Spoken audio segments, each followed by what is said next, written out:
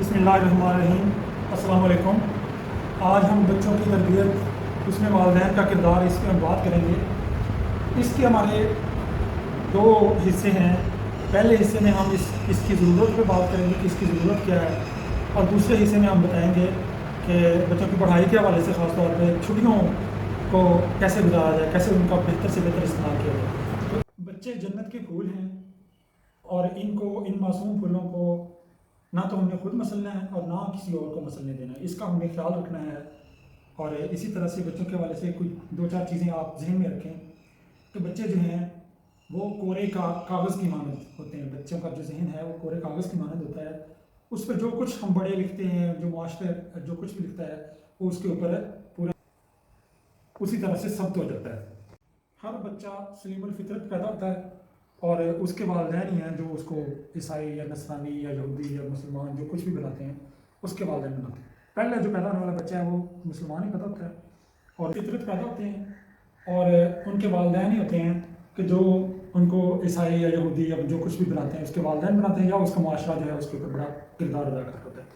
آج ہم یہی سیکھنا ہے کہ ہم اپنے بچوں کو کیسے بچا سکتے ہیں، بری معاشرے کی بری جو چیزیں ہیں ان سے بچا سکتے ہیں، اور بہتر سے بہتر، کیونکہ بچے جو ہیں وہ ہمارا مستقبل ہیں، وہ ہمارا آنے والا کل ہیں۔ اس لیے بچوں کے حوالے سے ہمیں بڑا کانشیس بھی ہونا پڑے گا، اور اس کا خیال بھی کرنا پڑے گا۔ آج سے کچھ 150 سال پہلے اکبر الہ آبادی نے کہا تھا کہ بچے ہمارے عہد کے چالاک ہو گئے۔ بچہ جب کبھی بچہ ہوتا ہے وہ چالاک ہوتا ہے، کیونکہ اس نے جو ٹائم گزر رہا ہوتا ہے، جس ٹائم میں وہ پیدا ہوتا ہے، اس کے 25 سال بعد 20 سال بعد کی جو قوم ہے، بعد کی جو نسل ہے، اس کو اس بچے نے لیڈ کرنا ہوتا ہے۔ اس لیے بچے جو ہیں ہمیشہ ہر عہد کے ہی بچے جو ہیں وہ چالاک ہوتے ہیں اور چالاک ہی رہتے ہیں۔ اس لیے کہتے ہیں کہ بچے کو کبھی بچہ سمجھنے کی غلطی نہیں کرنی چاہیے۔ بچوں کے والے سے کہتے ہیں کہ بچے جو ہیں وہ کچی مٹی کی مانند ہوتے ہیں، خالی سلیٹ کی مانند ہوتے ہیں، اور کچی مٹی جو ہے آپ جانتے ہیں کہ اس کو جس سانچے میں آپ ڈالنا چاہیں اس کو آپ ڈال سکتے ہیں۔ ماہرین نفسیات یہ کہتے ہیں کہ بچے کے پیدا ہونے سے 2.5 سال تک کی جو عمر ہے، اس میں بچے کی پوری شخصیت جو ہے وہ ڈیولپ ہو چکی ہوتی ہے۔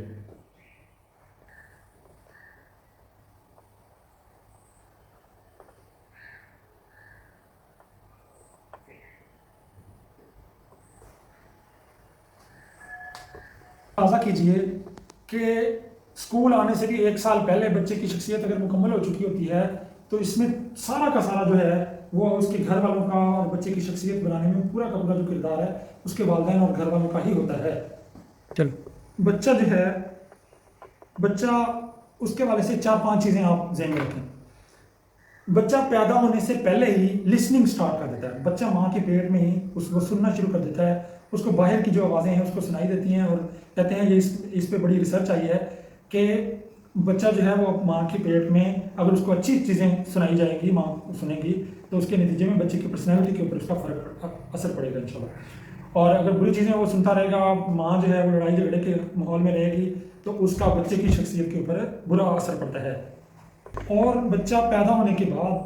سب سے پہلا کام جو کرتا ہے وہ روتا ہے۔ بچہ جب روتا ہے تو اوپر والے جو بیٹھے دیکھ رہے ہیں وہ خوش ہوتے ہیں، اور بچہ اگر روتا نہیں ہے تو پھر اوپر والے جو ہیں وہ پھر روتے ہیں۔ تو اس کے بعد جو پہلا کام بچے کی سب سے زیادہ حص جو ہے، جو اس کی سینس کام کرتی ہے، وہ لسننگ کی کام کرتی ہے۔ اس کے بعد اس کے کچھ عرصہ کے بعد اس کو وہ جو سینگ کی اس کی ہے کہ وہ دیکھنا شروع کرتا ہے، اور پھر وہ دیکھنے کی صلاحیت، اس کی حص اتنی زیادہ آگے بڑھ جاتی ہے کہ کہتے ہیں کہ بچہ جو ہے وہ بہترین آبزرور ہوتا ہے۔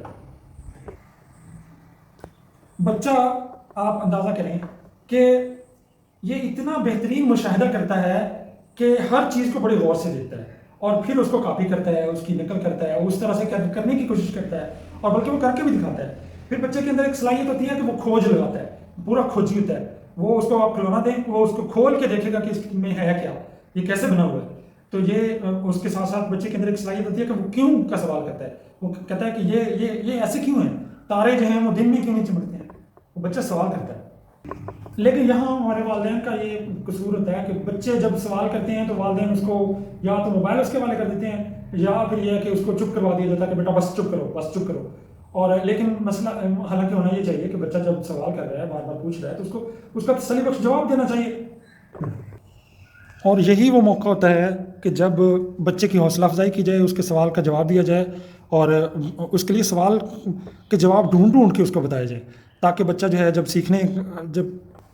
سیکھنے کے موڈ میں ہے تو پھر ہمیں سکھانا چاہیے کل کو، ورنہ یہ ہوتا ہے کہ ہم سکھانے کے موڈ میں ہوتے ہیں لیکن بچہ سیکھنے کے موڈ میں نہیں ہوتا۔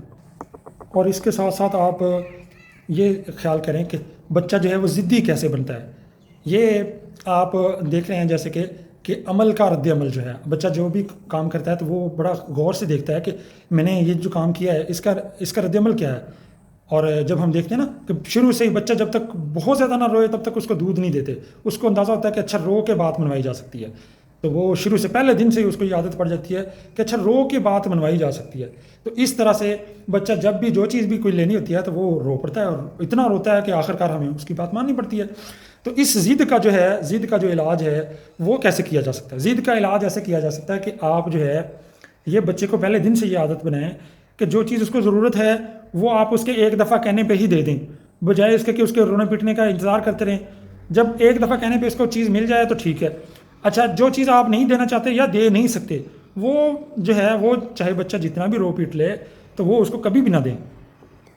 ورنہ ہم نے بازار میں بہت سارے لوگوں کو اپنے بچوں کے ہاتھوں خراب ہوتے دیکھا ہے۔ بچے کو اپنی پسند اور ناپسند کے اظہار کا طریقہ سکھانا ہے۔ وہ ظاہر بچہ جو ہے وہ ہمارے عمل بھی دیکھ رہا ہوتا ہے کہ جب ہمیں کوئی چیز پسند ہوتی ہے تو وہ ہمیں مل جاتی ہے تو ہم کیا رویہ اپناتے ہیں۔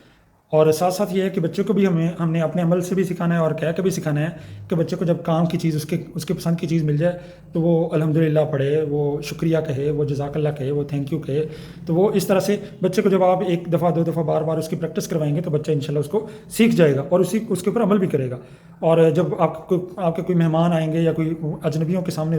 اس کا پالا پڑے گا، اس کا سامنا ہوگا، تو وہ وہاں پہ آپ کی عزت میں اضافے کا باعث بھی بنے گا۔